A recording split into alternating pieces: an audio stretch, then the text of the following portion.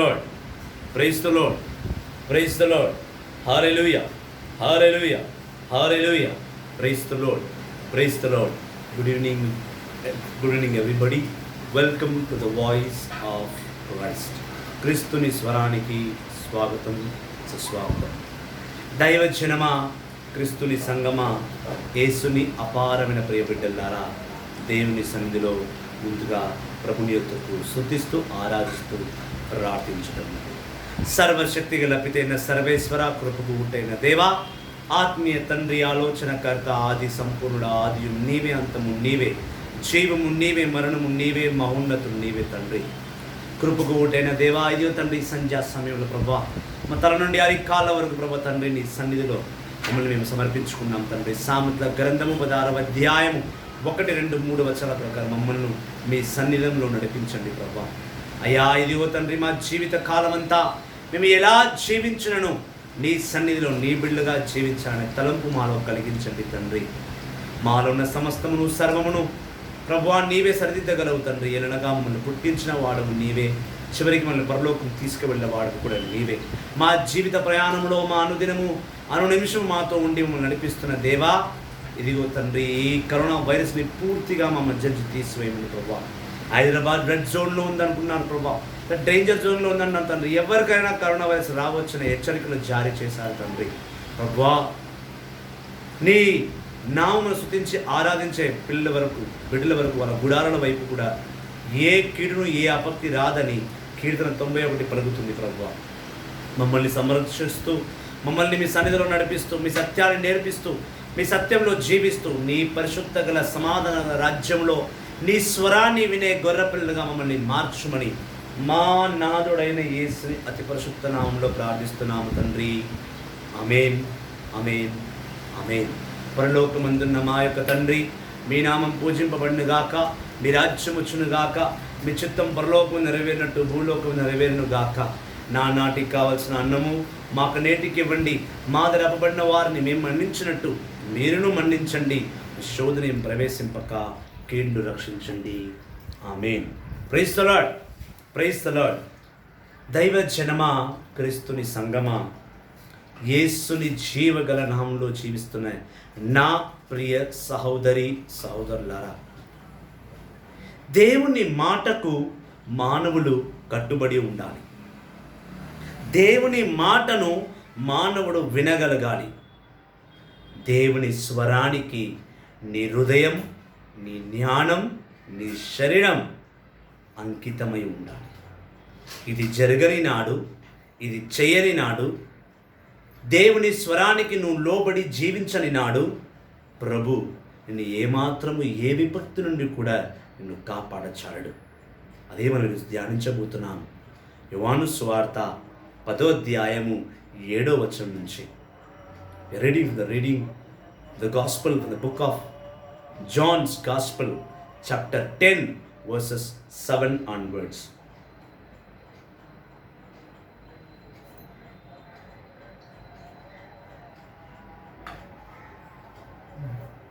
John's Gospel, chapter 10, verse 7 onwards. So Jesus said again, I am telling you the truth, the truth. I am the gate for the sheep. All others who came before me are thieves and robbers, but the sheep did not listen to them. I am the gate. Whoever comes in by me will be saved.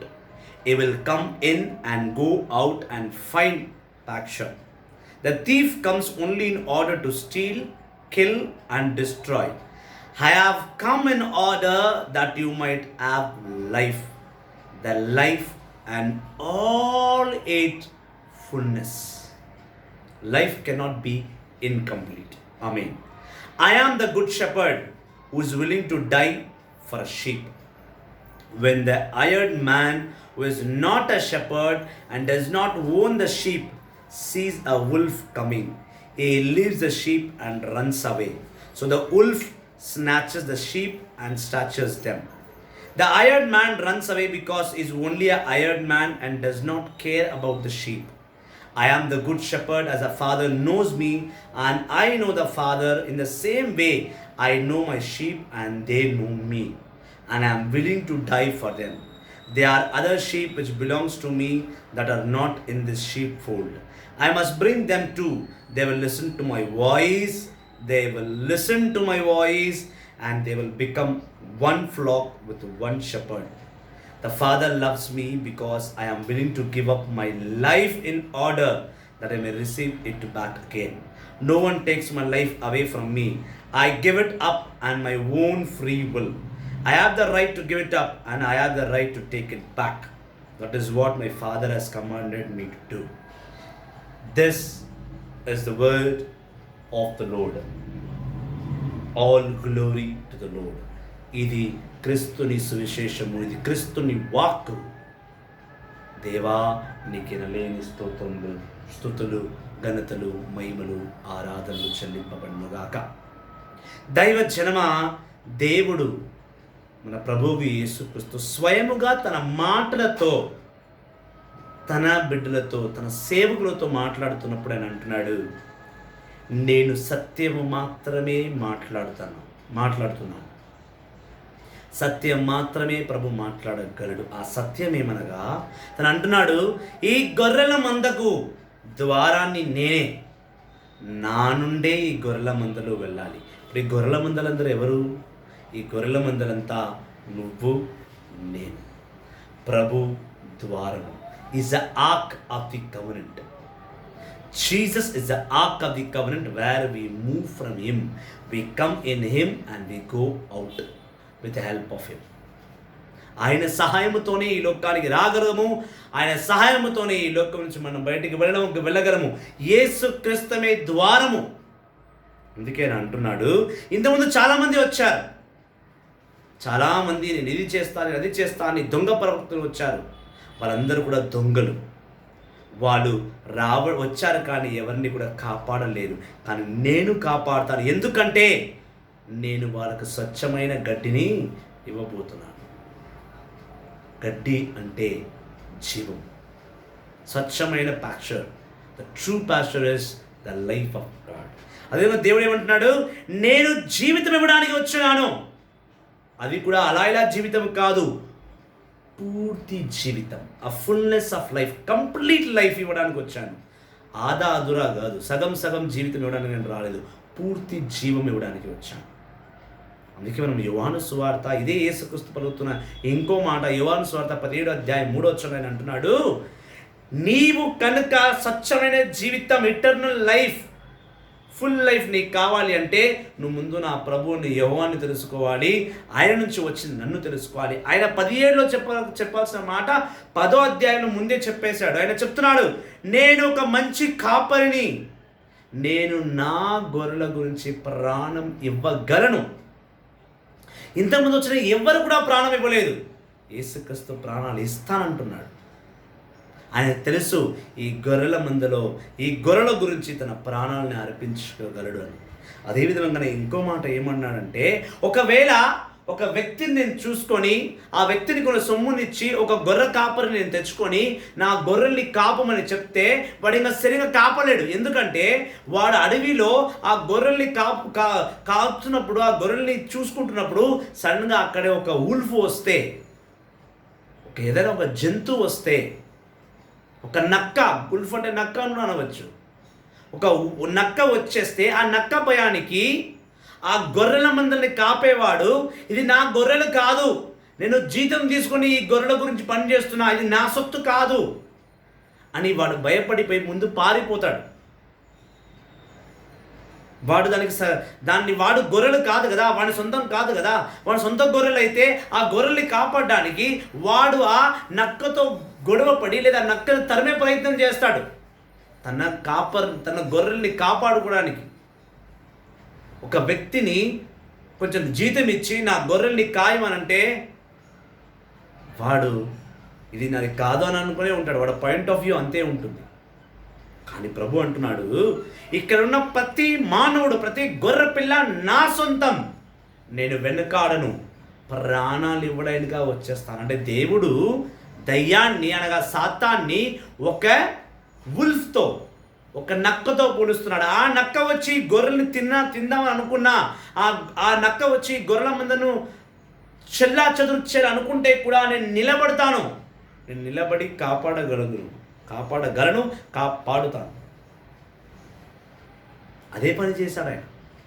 అదే విధముగా ఆయన ఖచ్చితంగా చెప్తున్నాడు, నాకు నా తండ్రి ఎవరో తెలుసు, నా తండ్రికి నేనెవరో తెలుసు.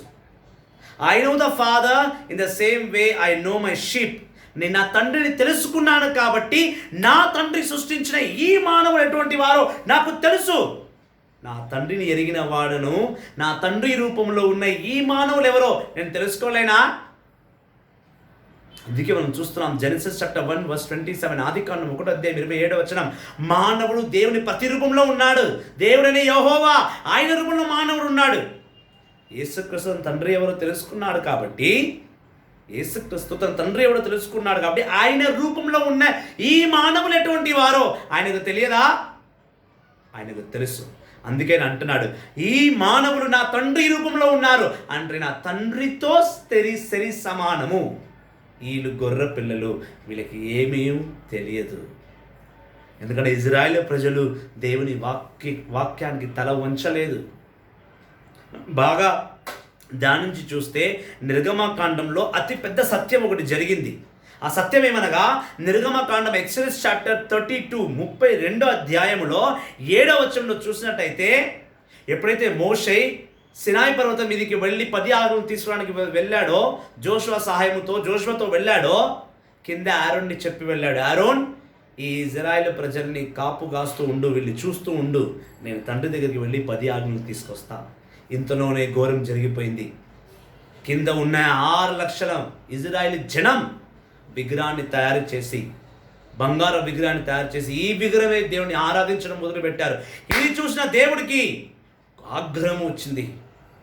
ఎందుకు దేవుడికి ఆగ్రహం వచ్చిందంటే, అదే నిర్గమకాండం 20 అధ్యాయంలో దేవుడు 10 ఆజ్ఞలు ఇవ్వక మునిపే 10 ఆజ్ఞలను తన స్వయంగా తన మాటలతో చెప్పి ఉన్నాడు. ఇజ్రాయేల్ ప్రజల 10 ఆజ్ఞలు విని ప్రభు చెప్పినదే మేము చేస్తామని మాట ఇచ్చారు. మాట తప్పింది మానవ జనం, ప్రభు కాదు. స్వరం విన్న తర్వాత కూడా నిర్గమకాండం 20 అధ్యాయంలో యావే తండ్రి స్వరం విన్న తర్వాత కూడా, 10 ఆజ్ఞలు విన్న తర్వాత కూడా ఈ మానవాళి, ఈ ఇజ్రాయేలీ జనం పాపంని మూట కొట్టుకొని విగ్రహాన్ని తయారు చేసి, ఈ విగ్రహమే దేవుడిని ఆరాధించడం చూసి దేవునికి ఆగ్రహం వచ్చింది. దేవుని ఆగ్రహానికి కారణం ఉంది. దేవుడు మోషేతో అన్నాడు, మోషే, ఏ ప్రజల్ని కాపాడడానికి నువ్వు నేను ఇక్కడ కూర్చున్నామో అదే ప్రజలు కింద తప్పు చేసి ఉన్నారు, వెళ్ళి చూడుపో, ఈ ప్రజలు మారరు, వీళ్ళు ఇంతే. ఎప్పుడైతే దేవుడు మోషేతో ఆ మాట అన్నాడో, మోషే అన్నాడు, ప్రభువా ప్లీజ్ తండ్రి నీ ఆగ్రహాన్ని తగ్గించుకో. అదే అధ్యాయంలో నిర్గమకాండం 32 అధ్యాయంలో బాగా చూసినట్టయితే మోషే దేవుని ప్రాధేయపడుతున్నాడు, ప్రభువా నీ ఆగ్రహాన్ని తగ్గించుకో, ప్లీజ్ నీ ఆగ్రహాన్ని తగ్గించుకో, నువ్వు కోపపడకు, నువ్వే కదా వీళ్ళని పరో నుంచి కాపాడి తీసుకొచ్చావు, నువ్వే కదా ఎర్ర సముద్రాన్ని దాటిచ్చావు, నువ్వే కదా వీళ్ళకు మన్నానిచ్చావు, నువ్వే కదా నీరిచ్చావు, నువ్వే కదా జీవజలమునిచ్చావు, నువ్వే కదా అబ్రాహాము, ఈసాకు, యాకోబుకి మాటనిచ్చావు. మోషే 60 లక్షల మంది తరఫున ఒకే వ్యక్తిగా పోరాడుతున్నాడు. దేవుడు అన్నాడు, ప్రభువా నీ నిర్ణయాన్ని మార్చుకో, నువ్వు ఆగ్రహం కాకు, నీ ఆగ్రహాన్ని కళ్ళారా చూశాను, పరోని తిప్పలు పెట్టావు, వెళ్ళి పెట్టకు ప్రభువా. ఏరనగా నీవు వీళ్ళని కాపాడి తెచ్చుకున్న గొర్రె పిల్లలు, నీ స్వరాన్ని విన్న తర్వాత కూడా వీరు తప్పిపోయిన గొర్రె పిల్లలు, వాడిని కాపాడుకున్న బాధ్యత కాపరిగా నాకు ఉంది. మోషే యావే తండ్రిని ప్రార్థ్యపడుతున్నాడు. ఇప్పుడు యావే తండ్రి అన్నాడు, వెళ్ళు కిందికి వెళ్ళి చూడు వీళ్ళు ఏం చేస్తున్నారో. 10 ఆజ్ఞలు తీసుకుని కిందికి వచ్చి చూశాడు. కళ్ళారా చూసినప్పుడు మోషే కూడా ఆగ్రహంను చెంది దేవుడు స్వయంగా రాసి ఇచ్చిన 10 ఆజ్ఞలను విర్రగొట్టి లేవి గోత్రములతో వారితో చెప్పి, అక్కడ ఉన్న ఎవరెవరు ఆ విగ్రహాన్ని తయారు చేయడానికి సిద్ధపడ్డారో, ఎవరు ఆరాధించారో అందులో చాలా మందిని చంపివేయించాడు మోషే. చంపివేయించడమే కాకుండా మరుసటి రోజు వాళ్ళందరినీ కూడా నిర్గమకాండం 32వ అధ్యాయం పూర్తిగా చదివింది 7వ వచనం నుండి. దాని తర్వాత ప్రతి ఒక్కరిని మరుసటి రోజు దేవుని సన్నిధిలో నిలబడించి పశ్చాత్తాపముతో ప్రార్థన చేయమని చెప్పాడు. చెప్పి మోషే ప్రభు దగ్గరికి వెళ్ళాడు. ప్రభువా, వాళ్ళు తెలియక చేశారు, క్షమించు. నిర్గమకాండం 32వ అధ్యాయం 30వ వచనం. The next day Moses said to the people, you have committed terrible sin, but now I will again go up to the mountain to the Lord. Perhaps I will obtain forgiveness for your sins. నేను వెళ్ళి దేవుడి దగ్గర ప్రార్థన చేస్తాను. Israel ప్రజలారా, మీరు చేసింది ఘోరమైన పాపం, కాబట్టి ఆ పాపానికి ప్రాయశ్చిత్తంగా మీరు ప్రార్థన చేయండి అని చెప్పి మోషే ప్రభు దగ్గరికి వెళ్ళాడు. మోషే అన్నాడు, Moses then returned to the Lord and said, these people have committed a terrible sin. They have made a god out of gold and worshipped it. Please forgive their sin. But if you won't, then remove my name from the book in which you have written the name of your people. పరలోకంలో దేవుడు ఒక పుస్తకం ఏర్పాటు చేసి పెట్టాడు. ఆ పుస్తకంలో ఈ లోకంలో వచ్చే ప్రతి ఒక్కరి పేరు అక్కడ రాయబడి ఉంది. ఎలా అయితే ప్రతి ఒక్క హాస్పిటల్లో ఒక సపరేట్ బుక్ ఉంటుంది, రికార్డ్ బుక్. నువ్వు ఏ నిమిషం పుడుతున్నావు, నువ్వు ఏ టైంకి నువ్వు పుట్టావు అన్నీ రాసి ఉంటుంది, బర్త్ సర్టిఫికేట్. ఇలా పరలోకంలో పుస్తకం ఉంది. మోషే అన్నాడు, ప్రభువా, ఈ ప్రజలు తెలియక తప్పు చేశారు, వాళ్ళు క్షమించు. నీ స్వరాన్ని విన్ని కూడా వీళ్ళు తప్పు చేశారు. ఒకవేళ వీళ్ళు మళ్ళీ అదే తప్పు చేస్తే నీ జీవ పుస్తకం నుండి, నీ జీవగల పుస్తకం నుండి నా పేరును తొలగించు. ప్రభు అంటున్నాడు, The Lord answered, it is those who have sinned against me whose names I will remove from your book. Remove from my book, I am sorry. ఎవరు పాపం చేశారో నేను వాళ్ళ పేరు తీసేస్తాను, కానీ నేను నీ పేరు ఎందుకు తీస్తాను మోషే? నీ పేరు నేను తీయను. ఎందుకంటే నువ్వు నా మాట విన్నావు కాబట్టి జీవగల పుస్తకం నుండి నీ పేరు తొలగింపబడదు. అదే ప్రక్రియ, అదే కార్యము యేసుక్రీస్తు ముందు కూడా వచ్చినప్పుడు నేను అంటున్నాడు, నా తండ్రిని నేను తెలుసుకున్నాను కాబట్టి నా తండ్రి ద్వారా సృష్టింపబడ్డ ఈ పిల్లల గురించి నాకు తెలుసు. యోహాను సువార్త 10వ అధ్యాయము 7వ వచనం మనం చూసినట్లయితే అదే చెప్తున్నాడు. ఈ మానవాళి ఏందో నాకు తెలుసు, ఏలనగా వీళ్ళు నా తండ్రి రూపంలో ఉన్నారు. నా తండ్రి ఎవరో నాకు తెలుసు కాబట్టి ఈ మానవాళి ఎవరో నాకు తెలుసు, ఈ గొర్రె పిల్లలు ఎవరో నాకు తెలుసు. అండ్ ఈ గొర్రె పిల్లలు నా స్వరం వింటాయి. The fathers love me because I am willing to give up my life in order that I may receive it back again. నేను జీవం పోగొట్టుకోగలను, నా జీవితాన్ని మీకు ఇవ్వగలను, తిరిగి నేను ఆ జీవితాన్ని తెచ్చుకోగలను. అంటే దేవుడు ఇక్కడ మరణం గురించి మాట్లాడుతున్నాడు, పునరుత్థానం గురించి కూడా మాట్లాడుతున్నాడు.